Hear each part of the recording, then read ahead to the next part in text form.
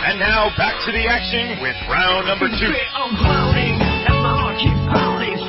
Thanks again, Thomas McKee. Ladies and gentlemen, welcome back to Combat Sports Live. We're headed into round number 2. Round number 2 is brought to you by Blue Ridge Pawn. Come and see Brian at Blue Ridge Pawn on Forest Road, right across from Lynchburg Nissan. Blue Ridge Pawn is buying gold, silver, and pretty much anything of value. Give them a call today at 434-316-7296. Blue Ridge Pawn, a better way to pawn. We are talking again about WEC 48. Really quickly, we were covering what went right, what went wrong with Uriah versus Jose Aldo, and now just want to touch really quickly on one of the heartbreakers for me, Mike Brown, a guy that he's just a likable guy across the board. He's just he seems like he's very down to earth, kind of a fighter that's of the people, so to speak. A lot of friends that I have in the business know him personally. I've never talked to him personally, but they know him very well, and they say he's a great guy. Went up against Manny Gamburin, and I think that's how you pronounce his last name correctly, Manny Gamburian. I think that's Gamburian. We both got that one wrong, and I like you was disappointed and in shock a little bit, probably because I really had anticipated. The loser of the Faber fight being able to, have a rematch with Brown. Sure.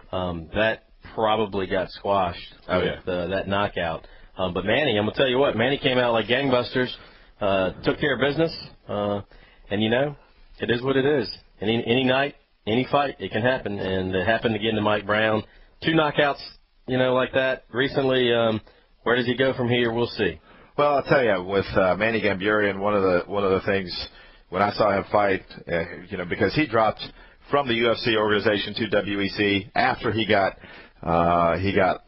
took a big loss with Thiago Tavares in the UFC organization, and I think that's when he figured out that 155 just doesn't work for me. I need to move to 145, and of course, obviously that's working for him.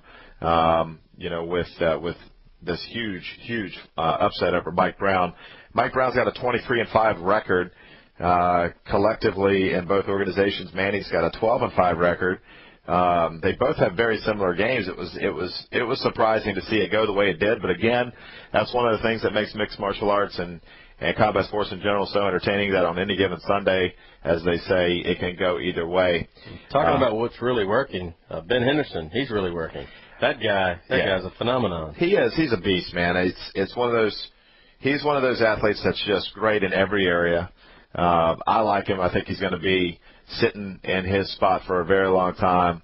And I never really saw as popular as the Cowboy is. I just never really saw him being in the hunt. Well, I'd like to see, before Aldo makes the transition to UFC, if that's what he chooses to do, I'd like to see him move up in weight and fight a Ben Henderson, at 55 in the WEC. Yeah. You can say that, you have the 45 and the 55 champion. Going down to 35, I know he talked about that being something he wanted to do. I think you're going backwards there. I think if you step up and fight a Ben Henderson, who brings different challenges to you, very talented guy, I think that'd be a great fight. I think that would be something that would lead him into a great UFC future.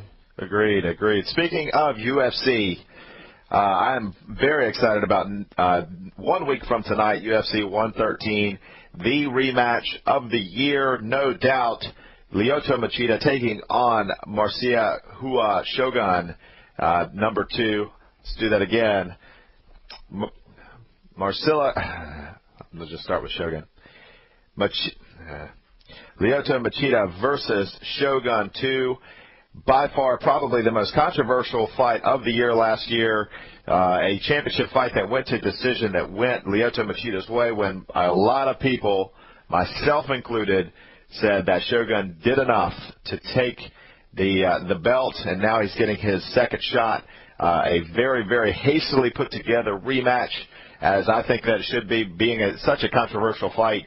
I can't tell you how much I am looking forward to this fight. I have been saying it for the last couple of years. You have not seen the Shogun that the American public has not seen the Shogun that the Japanese public has seen with his fights in Pride. I just, for a few reasons, I just don't think that he has really shown his potential, and I think that he certainly did with his fight with Machida last year.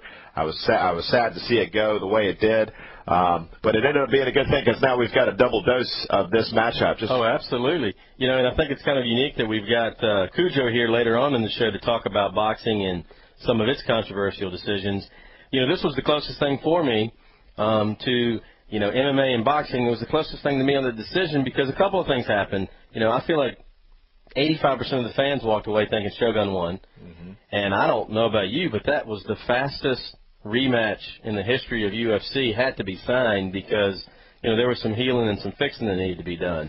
And I hope that the second coming of that matchup is as good as the first. And, all I want to see is that somebody gets a fair shake because I think it's a shame when a fighter lays it out there. And for whatever reason, judges, uniquely see something differently. I don't know what they saw, but they weren't watching that fight. Well, and that's what you run into when you've got a promotion like the UFC that travels all over the world. You're dealing with different municipalities, different commissions, different judges every time. It's not like that. What a lot of people either don't realize or don't think about is that the UFC, when they travel, it's not like they take their judges with them. They are going to be subjected to the rules of that particular area, whether it's a different country, and they're going to be dealing with a different set of judges when they make those travels. With this fight, with Lyoto Machida versus Shogun 1, what I saw a guy that did everything that he was supposed to do. Did everything correctly except for one thing, and he left it in the hands of the judges. And speaking of Dana White always says, don't leave it in the hands of the judges. I think that he had the opportunity to finish the fight. He should have finished the fight. But with that being said, I still think that he did enough to take Machida's belt. And a lot of people were just blown away by that fight. Up until that fight, I think Lyoto Machida was perceived to be invincible after he destroyed Tito Ortiz at UFC 84. Then he comes back and he takes on Thiago Silva at UFC 94 and knocks him out.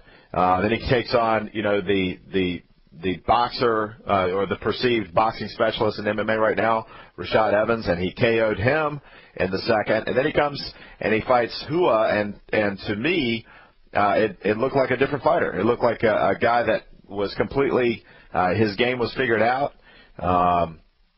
Shogun was eating up his legs every chance that he got. His entire game seemed to be diffused. Talking about a different fighter, on this same UFC 113 card, you have Kimbo Slice. Kimbo Slice, has been billed as a lot of things. I question whether he's really got the skill set to be a real UFC MMA fighter. Jeremy, tell me what you think.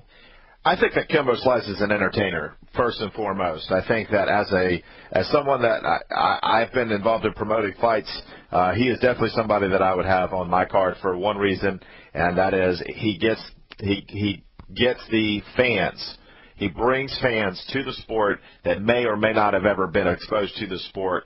But to the fighter that he's taken their spot, to me, it's a little bit of a shame because I think he's going to get crushed if he ever faces top quality.